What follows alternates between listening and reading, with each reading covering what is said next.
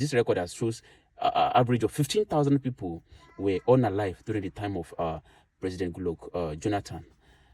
After he ended 2015, there is a promise upon promise by the APC, who later became the president, that they are going to cope and they are going to ensure that there is no, challenge of insecurity in the nation again. And they promise upon promise that, which everybody believed that, okay, probably in the next 2-3 months of, of them becoming president, probably all these things, and these are the things that they use against the same, previous administration, which is administration of Goodluck Jonathan, that, because of the insurgency in the nation, then they use all this as a means to campaign, while people see reason why they should vote the APC under the leadership of President Muhammadu Buhari, and people voted them in.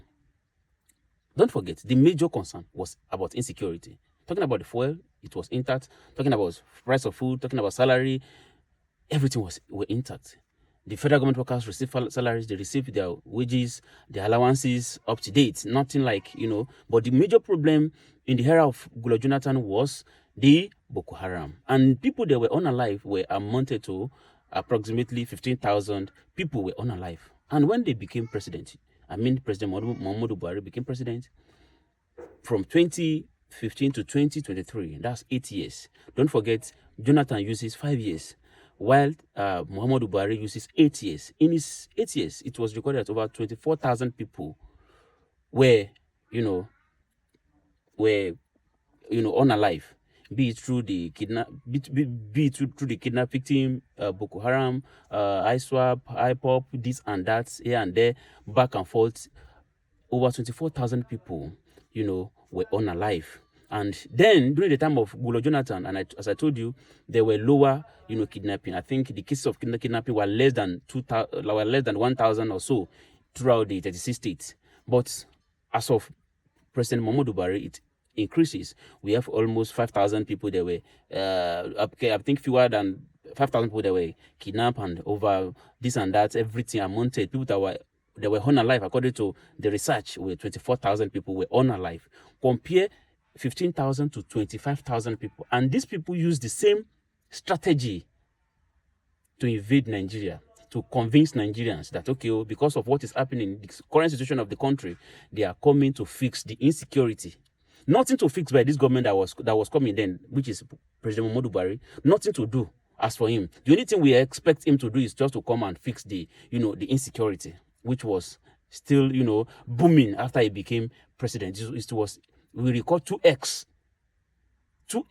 of what had happened in the time of Goodluck Jonathan. So now when President Tinubu came in, he came in 2023, and in just 8 months in his office, we've recorded over 1,800,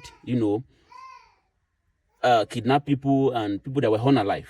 And now, today, according to today's record, he has just spent 3 years, and within that 3 years, 13,000 people, over 13,000 people have been unalive. Over 13,000 people. And people, the insecurity increases in Nigeria. We have more insecurities.